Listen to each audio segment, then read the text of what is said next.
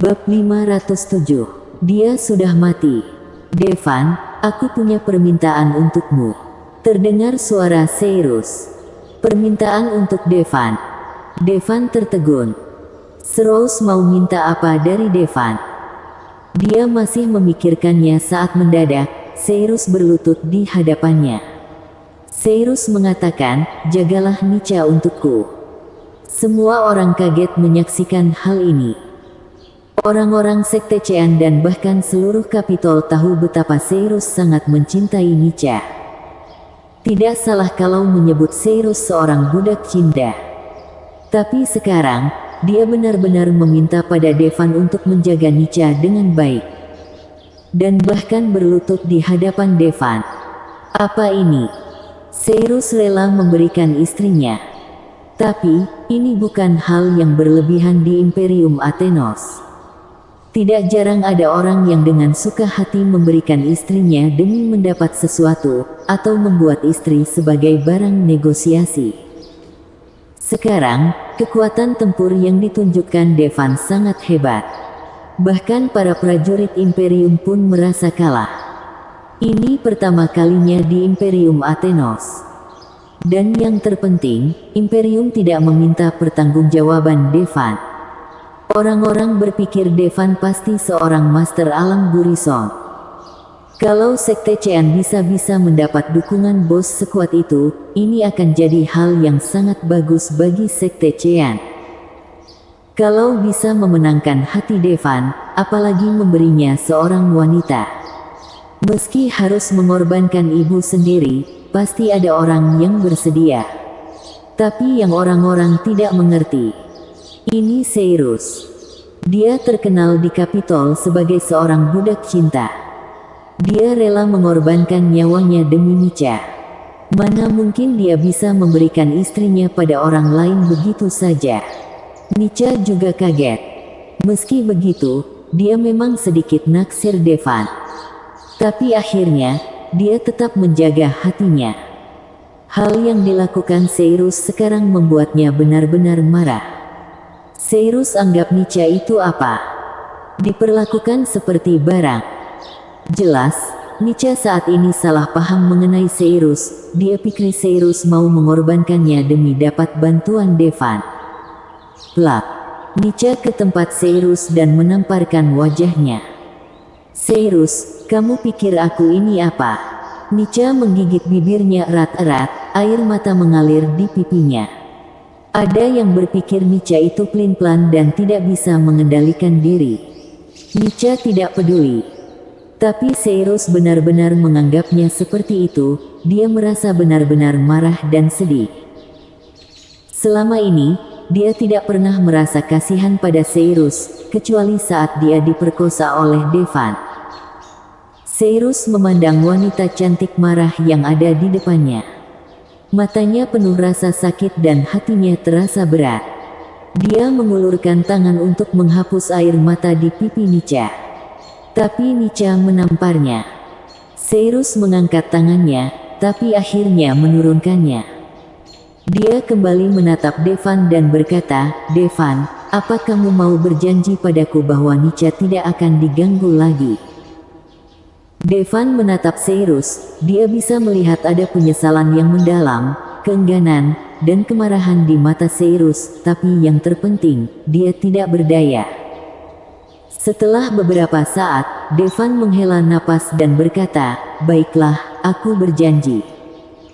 Terima kasih. Setelah mendengar jawaban Devan, Seirus akhirnya menunjukkan senyuman lega. Tidak, aku tidak setuju. Kenapa? Seirus, kenapa kamu memberikanku pada pria lain? Nica tidak bisa menerima itu. Meski jauh dalam hati dia memang Devan. Tapi dia mencintai Seirus. Dia tidak bisa menerima bahwa orang yang paling dia cinta justru memberikannya pada pria lain. Seirus, apa kamu sudah tidak cinta padaku? Nica mau memeluk Seirus. Tapi, Seirus menghindarinya. Dia sudah meminta Devan untuk menjaga Nica sekarang. Jadi, dia harus menjaga jarak dari Nica. Lagi pula, semua pria peduli dengan hal semacam ini, maksud dia. Hal yang dilakukan Cyrus membuat Nica makin marah. Wah, kamu bahkan tidak mau kupeluk sekarang. Nica. Cyrus mau mengatakan sesuatu, tapi akhirnya, dia tetap diam. Melihat Cyrus tidak lanjut menjelaskan, ekspresi Nica jadi garang. Dia berkata dengan tegas, baiklah, Cyrus, kalau kamu mau memberikanku pada Devan, aku akan menuruti keinginanmu. Setelah mengatakan itu, dia menghampiri Devan dan mengulurkan tangan untuk memegang tangan Devan. Jari-jari mereka bertautan. Dia yakin Cyrus pasti akan cemberut. Benar saja, saat Nica menggenggam tangan Devan, sorot kesakitan yang sangat besar muncul di mata Cyrus. Tapi dia tetap diam saja. Meski sudah seperti ini, Cyrus tetap tidak peduli, dan ini membuat Nica semakin marah. Dia berjinjit dan mencium wajah Devan. Bagaimana dengan ini? Cyrus tampak makin sedih. Tapi dia tetap tidak bergerak. Nica benar-benar putus asa. Dia tahu kalau pria ini sudah tidak mencintainya lagi. Baiklah, Cyrus, karena kamu mau aku menjadi wanita orang lain, aku akan melakukannya untukmu. Mulai sekarang, aku adalah wanita Devan. Ucap Nica dengan marah. Aku akan mencintainya 10 kali lebih besar daripada aku mencintaimu. Aku juga akan memberinya anak, angka yang banyak sekali. Nica dan Cyrus sudah bersama selama bertahun-tahun. Tapi mereka berdua tidak punya anak. Soalnya, Nica merasa sekte Chean tidak menerimanya. Ketua sekte juga tidak menerimanya. Bahkan membencinya. Karena itu, dia tidak berniat melahirkan anak untuk Cyrus. Kecuali suatu saat Cyrus menjadi ketua sekte Chean. Tapi kini, Nica malah mengatakan dia akan melahirkan banyak anak Devan. Dia tidak percaya Cyrus bisa tetap tidak peduli dengan hal ini. Tapi, Cyrus tetap tidak peduli. Nica mendadak tertawa terbahak-bahak, hahaha, Cyrus, biar kukatakan yang sebenarnya, Devan dan aku sudah lama berhubungan seks, kami juga melakukan dengan posisi yang selalu kamu mau gunakan, tapi aku tidak mau. Kondisi mental Nica sekarang jelas sedang tidak baik. Supaya dia tidak mengkhianati Cyrus, dia terpaksa menekan perasaannya pada Devan. Tapi Cyrus benar-benar mau memberikannya pada orang lain. Hatinya benar-benar terasa sakit, sampai dia kehilangan akal sehatnya. Nica. Devan mau menghentikan Nica. Devan, kamu selalu menginginkanku, kan? Aku menyerahkan diriku padamu. Nica berbalik dan memeluk Devan, lalu mau mencium Devan. Nica, tenanglah, dia sudah mati. Tepat saat bibir Nica hampir menyentuh bibir Devan, suara Devan terdengar. Itu benar. Cyrus memang sudah mati. Dia sudah menghancurkan dirinya sendiri. Bahkan para dewa pun tidak bisa menyelamatkannya. Cyrus sekarang cuma salah satu dari tubuh doppelganger miliknya. Tidak akan lama lagi, dia akan benar-benar hilang. Devan bisa merasakan cuma ada sedikit jiwa di tubuh Cyrus. Tentu, tubuhnya sudah mati. Doppelganger itu akan segera hilang. Dan alasan Cyrus bertahan sampai sekarang, cuma untuk melihat Nica untuk terakhir kalinya. Dan mempercayakan Nica pada Devan. Bersambung.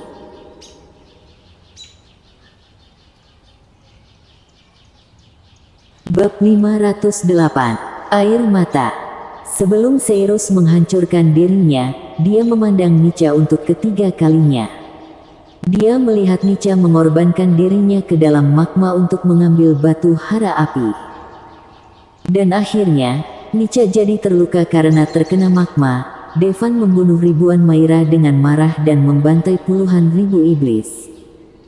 Saat itu, Cyrus akhirnya mengerti kenapa Nica memandang Devan dengan wajah seperti itu. Kalau dia jadi Nica, mungkin dia juga akan cinta pada pria seperti Devan. Dia juga sadar kalau Devan sangat menyukai Nica. Mereka berdua jelas saling suka. Dengan kekuatan Devan, dia bisa dengan mudah merebut Nica dengan paksa. Tapi akhirnya, Devan tidak melakukan hal itu. Ayahnya, Wolfe, sudah menghancurkan dirinya sendiri untuk melindungi Sekte Chean. Sekte ini hampir akan dihancurkan. Dia sebagai tuan muda sekte, tidak bisa hidup dengan hinaan seperti itu.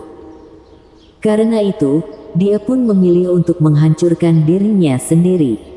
Membunuh lawan sebanyak mungkin. Berjuang demi menjadi harapan untuk Sekte Chean.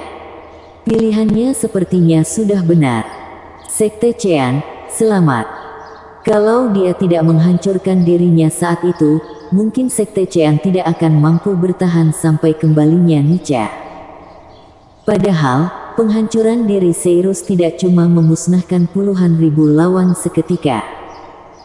Tapi dia juga menjadi konton untuk anggota Sekte Chean lain. Supaya mereka tidak takut mati. Akhirnya, mereka bisa bertahan sampai Nica kembali. Dan sebelumnya, Devan mengalahkan prajurit Imperium untuk Galvina. Seirus melihat semuanya.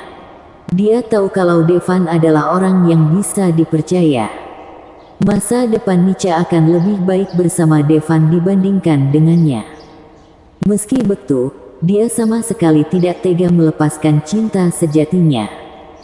Tapi dia sudah menghancurkan dirinya, dan cuma menyisakan sedikit kesadaran di doppelgangernya, jiwanya pun sama sekali tak tersisa. Setelah itu, dia akan menghilang sepenuhnya bersama dengan doppelgangernya. Karena itu, dia meminta pada Devan untuk menjaga Nica. Itulah kenapa Hestia dan Nelisa masih terlihat sedih saat melihat Seirus tadi. Karena mereka tahu kalau itu cuma doppelganger Seirus. Orang lain tidak bisa melihatnya. Tapi orang sekuat mereka, mana mungkin tidak melihatnya. Setelah mendengar perkataan Devan, Nica awalnya agak kaget. Dia terlihat belum bereaksi. "Devan, kamu ngomong apa?" tanya Nica dengan suara gemetar. "Kakak ipar, kakakku sudah menghancurkan dirinya, itu pasti tubuh doppelgangernya," kata Eruna dengan air mata berlinang. "Tidak, itu tidak mungkin Eruna, kamu pasti berbohong, kan?" Nica menggelengkan dengan kuat. Dia tidak percaya kalau suaminya sudah mati. "Nica, aku memang sudah menghancurkan diriku sendiri." Seirus menghela napas. "Aku tidak percaya, kalau kamu mati, doppelgangermu juga harus langsung hilang, tidak mungkin masih terus ada, kecuali kalau kamu Master Alam Odin." Nica sama sekali tidak percaya. Karena Seirus cuma Master Nyot Puncak. "Kakak sudah mencapai Alam Odin 3 hari yang lalu," kata Eruna. "Mencapai Alam Odin beberapa hari yang lalu." Nica kaget. Dia juga berlatih tubuh doppelganger. Dia tahu kalau orangnya mati, tubuh doppelganger akan langsung hilang. Kecuali kalau pelatihan orang itu sudah mencapai Alam Odin dan bisa menyerap kekuatan langit bumi untuk digunakan sendiri. Cuma dengan cara itulah, doppelganger bisa bertahan selama beberapa saat. Tidak lama, doppelganger itu akan hilang. Dan setelah mencapai Alam Odin, tubuh doppelganger punya kemampuan lain. Yaitu, bisa menggunakan darah seseorang untuk memeriksa keadaan terbaru orang itu. Seirus sudah jadi Master Odin 3 hari lalu. Ini berarti bahwa dia sudah memeriksa keadaan Nica sebanyak 3 kali. Dia mungkin sudah melihat banyak hal yang seharusnya tidak dilihat. "Seirus, percayalah, aku tidak mengkhianatimu," ucap Nica dengan air mata mengalir di wajahnya. "Aku percaya padamu." Seirus mengangguk. Tentu dia tahu kalau Nica tidak mengkhianatinya. Bahkan, dia sekarang berharap Nica mengkhianatinya. Jadi Nica tidak akan sedih setelah dia pergi. Nica menatap Devan. Dia berkata dengan ekspresi memohon di wajahnya, "Devan, kamu kuat sekali, kamu pasti bisa menyelamatkan suamiku, kan?" Devan menggelengkan kepalanya. Keterampilan medisnya memang tak tertandingi. Dia bahkan bisa menyelamatkan leluhur sekte Chean, Nelisa, yang sudah mencapai akhir hayatnya. Tapi Cyrus sudah menghancurkan dirinya sendiri. Dia seperti musnah menjadi abu. Cuma ada sedikit kesadaran yang melekat pada doppelganger itu. Dan kekuatan Cyrus terlalu lemah. Dia tidak seperti kaisar pembunuh, yang meski menghancurkan dirinya sendiri, sisa jiwanya yang sangat lemah masih bisa bertahan. Karena itu, bahkan Devan tidak bisa menyelamatkan Cyrus. Melihat Devan menggelengkan kepalanya, Nica merasa putus asa. "Maafkan aku, Nica." Cyrus merasa doppelgangernya akan hilang sekarang. "Tidak, aku tidak akan membiarkanmu mati." Nica bergegas ke arah Cyrus dengan panik. Dia memeluk Cyrus. Kali ini, Cyrus juga jadi emosional dan memeluk Nica. Wajah mereka saling mendekat. Tapi, saat bibir mereka hendak bersentuhan, sosok Cyrus langsung menghilang. Nica berdiri di tempatnya dengan tatapan kosong, tangannya masih dalam posisi berpelukan. Tapi dia tidak bisa lagi memeluk suaminya. Orang-orang sekte Chean langsung menangis saat melihatnya. Dulu, mereka sama sekali tidak suka pada Nica. Mereka bahkan berpikir bahwa Nica adalah mak lampir yang mengganggu latihan tuan muda sekte. Tapi saat ini, semua orang tergerak oleh cinta mereka berdua. Bahkan seseorang seperti Nelisa menjadi terpengaruh. Dia menekuni seni bela diri sepanjang hidupnya dan tidak pernah punya pasangan. Dia tidak percaya pada cinta. Tapi sekarang, dia merasa ingin merasakan cinta yang mendalam seperti Nica dan Cyrus. Sayangnya, hidupnya akan segera berakhir. Sekalipun Devan menyelamatkan nyawanya untuk sementara, dia cuma akan hidup beberapa tahun lagi. Mungkin, dia tidak punya kesempatan untuk mendapatkan cinta dalam kehidupan ini. Selain Nelisa, Hestia juga sangat kaget. Dia menganggap Nelisa sebagai idola dan panutan sepanjang hidup. Pada dasarnya, dia selalu mengikuti jejak Nelisa. Mendedikasikan diri untuk seni bela diri. Meski dia jauh lebih muda dari Nelisa. Tapi kalau dia tidak menerobos dalam latihannya, kemungkinan dia cuma akan hidup kurang 20 tahun lagi. Kalau dia bisa mencapai alam Odin, dia hidup 100 tahun lagi. Dengan begitu, dia mungkin bisa menjalin hubungan cinta yang kuat. Tapi sangat sulit untuk menerobos. Dia tidak yakin kalau dia bisa mencapai alam Odin yang sebenarnya dalam waktu 20 tahun. Mungkin, akhirnya akan sama seperti Nelisa. Sendirian selamanya. Flavana. Banyak master papan atas yang memandang ke langit. Ekspresi mereka terlihat serius. Meski begitu, tidak terlihat apa-apa di langit. Tapi formasi pendeteksi mereka mendeteksi sebuah benda yang jatuh ke tanah dengan kecepatan yang sangat mengerikan. Bersambung.